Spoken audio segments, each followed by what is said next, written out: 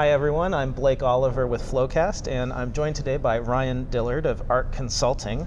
We're at the Devil's Canyon Brewing Company in San Carlos at FloQast's IPO Readiness event for controllers and CFOs. Ryan is a panelist today and has generously offered to share some of his advice for how companies looking to go public can get ready. So Ryan, thanks very much for being with me today. Yeah, thanks for having me. Awesome. So before we get into the topic of the IPO, I was wondering if you wouldn't mind sharing a little bit about ARC Consulting and what you guys do. Yeah, absolutely.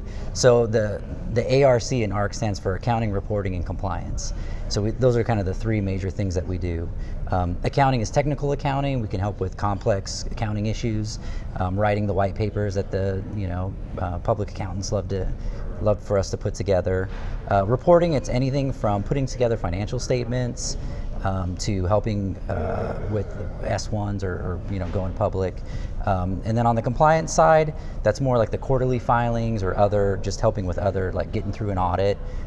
We have what we do call like audit support. So just coming in and helping a company get through an audit. We work really closely with the external auditors and kind of a bridge between the company, like between management and the external auditors. Since most of us are all public accountants, so we all have an audit background, more or less. So we really know what they want, we know what they need, we know we know what they're going to look for, and so we help companies kind of get through that process and prepare for that. Got it. So I imagine that when you go into a typical startup or accounting team, it can be a little bit of a mess. Yeah. So I'm sure you've seen quite a lot in your time. So what does the typical what's the typical accounting team look like when you get in there? Yeah, it's usually I always say they only call us when there's something wrong. No one ever usually calls us when everything's going smoothly. So it's usually a really small group. It's typically a controller, maybe like an AP clerk, an AR clerk. You have maybe one or two people in payroll, maybe like a revenue person or just like a general accountant. So it's pretty small, like at most maybe 6 people, 7 people.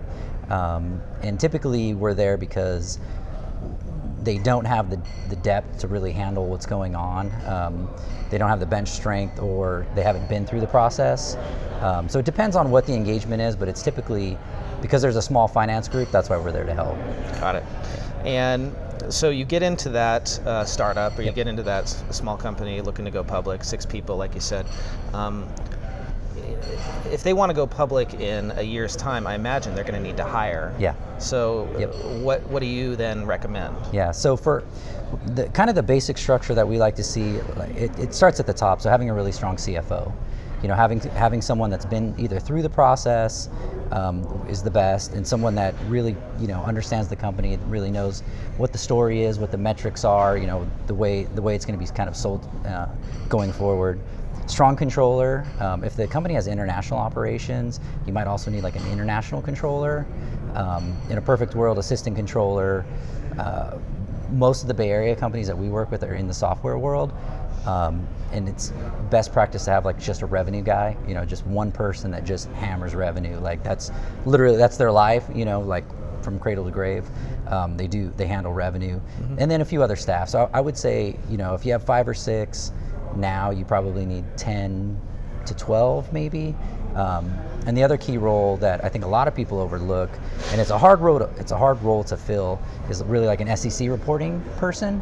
A lot of times what I see that works well is you have kind of an SEC reporting person who's going to take on kind of the drafting of or ownership of the financial statements, kind of the F pages in the S1, but they'll also handle things like stock comp, like other equity issues, and maybe do a little technical accounting as well. That's kind of the best mix. Got it. So I imagine that that SEC person has some pretty technical knowledge. Yep. Where do you find those people? Do you help startups find those people, or? We usually fill the role at first, but that's like my goal is always I'm here as a short-term fix. I'm here to help a company get from A to B as efficiently and as smoothly as possible. But when I leave, someone needs to fill that role. There's always a role, there's a seat there that needs to be filled. So we do help. Yeah, we do a lot of referrals. And just because we do so much work in the Bay Area with all around the Bay Area, we have a big network, and so we're always kind of asking around and, oh, hey, I know this guy's leaving from here. Oh, he'd be really good. Just recently, a director of revenue at one of my SaaS companies, called me up and said, hey, I'm thinking about leaving. Do you have somewhere else? And sure enough, one of my other clients, I was like, yeah, oh, I have a guy. Here you go. It's like pretty quick.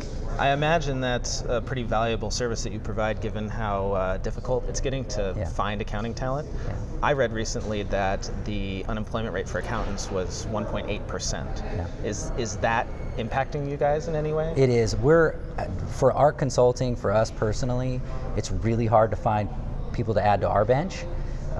There's not a lot of people that leave public accounting that still want to kind of do technical accounting and do some of the things that we do.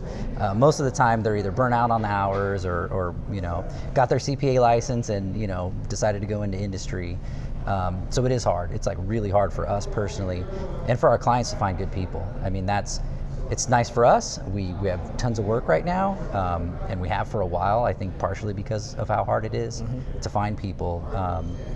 But it's like finding that right person, and it's also a culture fix. I would say that too, because I've seen technical, really good, technical people come in, but they don't have the soft skills. So they either have a hard time dealing with the external auditors, or they have hard time dealing with internally with management. The founders, I imagine. Absolutely, yeah. And so it is a hard mix to kind of find. Yeah.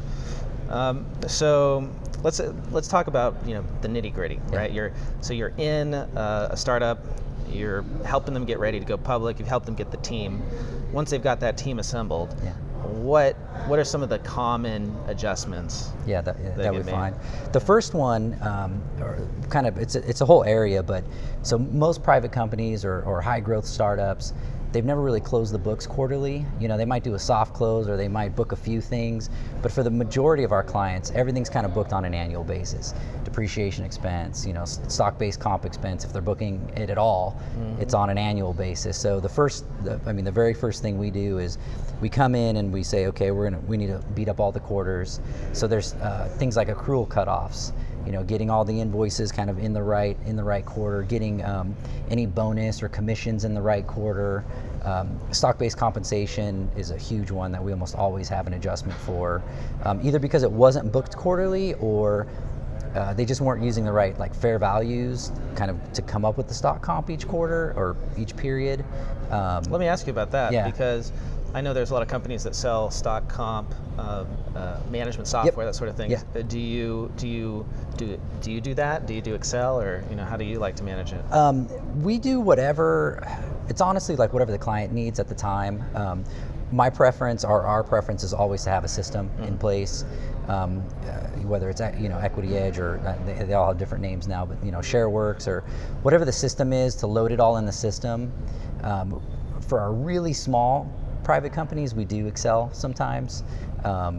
We generally like to work ahead of time and ask the audit team, hey, are you guys okay with this? If we just do it in Excel, because we know there's going to be a lot more testing. Right. And then there's formula errors. There's how do you keep it locked down? How do you know someone didn't make any changes? And so as much as we can, we do use the client system. Typically, they'll just give us access just to the stock comp module, and then we'll go in and go through. And that's one of the other common things is going through board minutes and just making sure all the options are in the system. Right. You would be shocked how many times we've gone into a high growth company and either an entire grant was missed, or the last line out of all the options didn't make it into the system, or there was an extra page that someone didn't know that was back there that had extra grants on it. And so we that's actually one of the first things we also do, is go through and basically audit the cap table in a sense, and just make sure all the options are complete before we even kind of attack stock comp. Debt and equity is another area.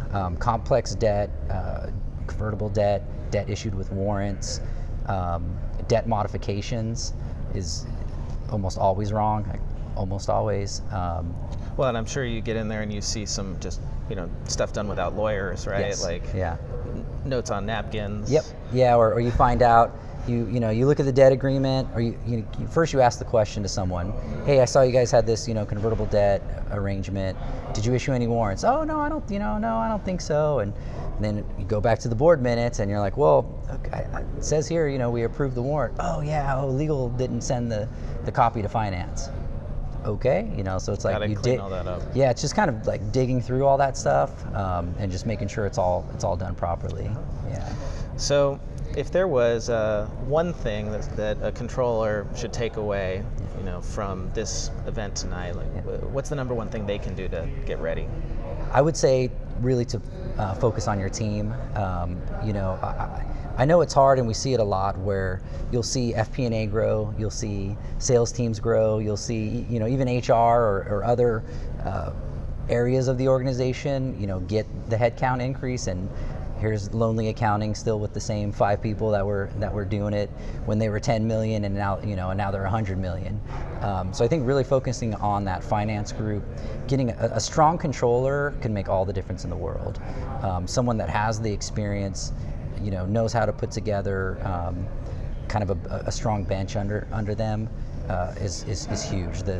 I would say the smoothest IPOs that we've had are the ones that had like a really strong controller and maybe 1 or 2 people under him that were just really strong. Well, great advice. Thank you so much, Ryan, for the time, and I'm looking forward to the discussion later. Awesome, thank you.